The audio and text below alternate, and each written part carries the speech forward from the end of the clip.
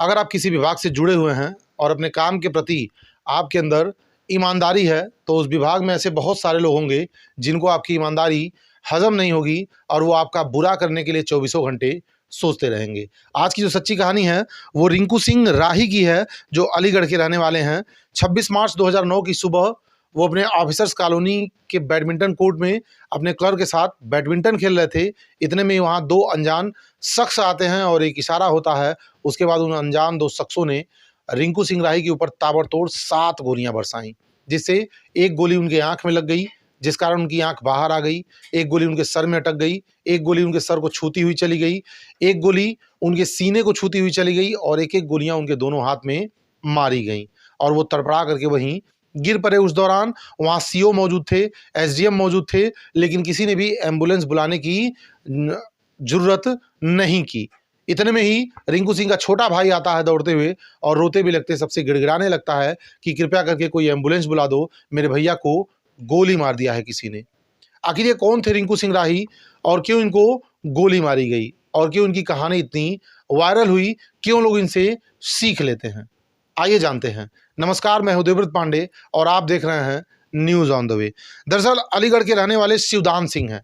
शिवदान सिंह के लड़के हैं रिंकू सिंह राही। पारिवारिक हालत बेहद खराब है, रोजी रोटी का कोई साधन नहीं है। इस दिन बड़ी गरीबी में बीत रहा है। शिवदान सिंह सोचते हैं क्यों ना शहर चला जाए और शहर चल के कुछ रोजी रोटी का व्यवस्था किया जाए, बच्चों को अच्छी शिक्षा दी जाए। अलीगढ़ शहर चले जाते हैं। शहर में रिंकू सिंह राही का सरकारी स्कूल में दाखिला करा देते हैं, जहाँ रिंकू सिंह राही अपनी पढ़ाई कर रहे थे और शिवदान सिंह भी अपने रोजी रोटी में लग जाते हैं, वहाँ कोई काम करने लगते हैं, मेहनत मजदूरी करने लगते हैं। इसके बाद रिंकू सिंह राही पढ़ने में बेहद ठीक थे। उनका एक राजकीय इंटर कॉलेज में एडमिशन हो जाता है। राजकीय इंटर कॉलेज में एडमिशन के बाद वो हाई स्कूल अच्छे अंक से पास करते हैं, फिर इंटर भी बेहद ही शानदार अंक से पास करते हैं, जिससे गवर्नमेंट की तरफ से उनको स्कॉलरशिप का एक ऑफर आ जाता है। उसी स्कॉलरशिप से वो जमशेदपुर के एनआईटी कॉलेज से बीटेक करते हैं। बीटेक करने के दौरान एक दिन वो अपने छुट्टी पे घर आए थे, अपने पिता के पास बैठे हुए थे।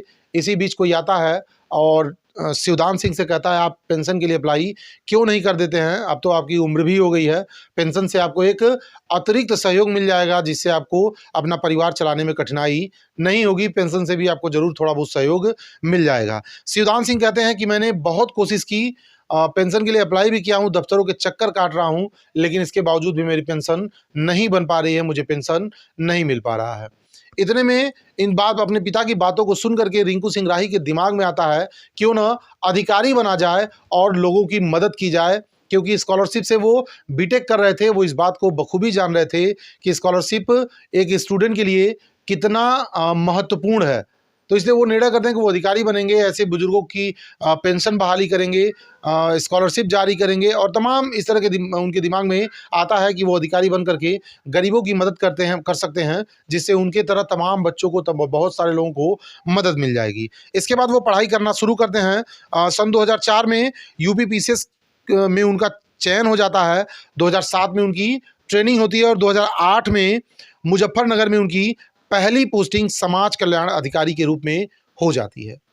जब वो अपना चार्ज वहाँ 2008 में समाज कल्याण अधिकारी के पद पे ग्रहण करते हैं, तो उस बीच वो देखते हैं तमाम स्टूडेंट आते जाते रहते हैं। जब समाज कल्याण ऑफिस आते हैं तो वहाँ से बताया जाता है कि उनकी स्कॉलरशिप विद्यालय पे भेज दी गई है। विद्यालय जाते हैं तो पता चलता है कि उनकी जो छात्रवृत्ति है, जो स्कॉलरशिप है, वो समाज कल्याण ऑफिस में रोकी गई है। रोज कुछ ना कुछ बच्चे आते थे, कुछ बुजुर्ग आते थे पेंशन के लिए। बहुत सारे ऐसे माता पिता आते थे जो सरकार की तरफ से बच्चियों की शादी विवाह में सहयोग मिलता है उस राशि के लिए।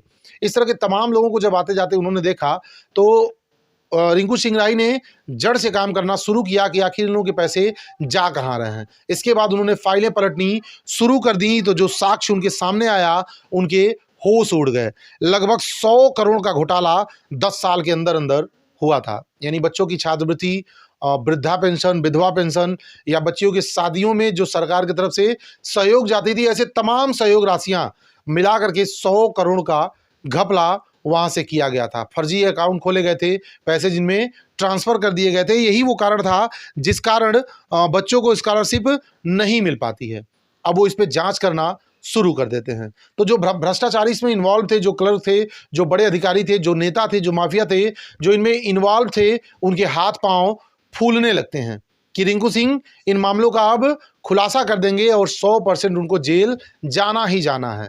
तो अब उन लोगों के दिमाग में खुरापात चलने लगी। वो लोग सोचने लगे किस तरह से रिंकू सिंह को रास्ते से हटाया जाए, या तो इसका कहीं ट्रांसफर करा दिया जाए, या तो इसको जान से मार दिया जाए। इसी बीच लखनऊ के एक बड़े अधिकारी का रिंकू सिंह के पास फोन आता है और वो उनको सीधे धमकाते हैं कि तुम जीना चाहते हो या नहीं जीना चाहते हो, ये जो काम कर रहे हो ये काम बंद कर दो और चुपचाप अपनी नौकरी लो, सैलरी लो और घर जाओ, अन्यथा तुम जिंदा नहीं बचोगे। लेकिन रिंकू सिंह बेहद ही ईमानदार किस्म के अधिकारी थे और बेईमानी या भ्रष्टाचार उनके दिमाग में कहीं से आता भी नहीं था और न ही भ्रष्टाचारियों को वो छोड़ने के विचार में थे। इसी बीच कोई रिंकू सिंह को आके सूचित करता है कि 50,000 रुपए आपके नाम की सुपारी दी गई है किसी हत्यारे को और वो आपको आकर के जान से मार देगा, 50,000 रुपए में डील हुई है। रिंकू सिंह इस बात से भी घबराते नहीं है, वो थोड़ा सा भी भयभीत नहीं होते हैं और 26 मार्च 2009 की सुबह अपने ऑफिसर्स कॉलोनी के बैडमिंटन कोर्ट में वो बैडमिंटन अपने क्लर्क के साथ खेल ही रहे थे। इसी बीच दो अनजान शख्स आते हैं, एक इशारा होता है कि यही वो अधिकारी है। वो दोनों अनजान शख्स ताबड़तोड़ गोलियां रिंकू सिंह के ऊपर चला देते हैं, जिससे बेहद नाजुक स्थिति में वो आ जाते हैं और वही जमीन पे धड़ाम से गिर जाते हैं। इसी बीच उनके आवाज पे भी सूचना चली जाती है कि रिंकू सिंह को किसी ने गोली मार दिया है। उनका छोटा भाई दौड़ते हुए आता है और रोता भी लगता है। जब गोलियां चलाई जाती हैं उसके बाद वहाँ सीओ मौजूद है, एसडीएम मौजूद हैं और भी अधिकारी वहाँ मौजूद हैं, लेकिन किसी ने भी एम्बुलेंस बुलाने की हिम्मत नहीं की। बहरहाल किसी तरह से एम्बुलेंस आई, रिंकू सिंह को एम्बुलेंस में रखा गया और नज़दीकी अस्पताल पे ले जाया गया, जहां डॉक्टर इनको छूने के लिए तैयार नहीं थे। इनकी कंडीशन ऐसी थी। बहुत प्रेशर के बाद प्राथमिक उपचार करके डॉक्टरों ने इनको हायर मेडिकल सेंटर पे भेज दिया। 1 महीने लगभग वो हॉस्पिटल में एडमिट रहे, उनका इलाज चला।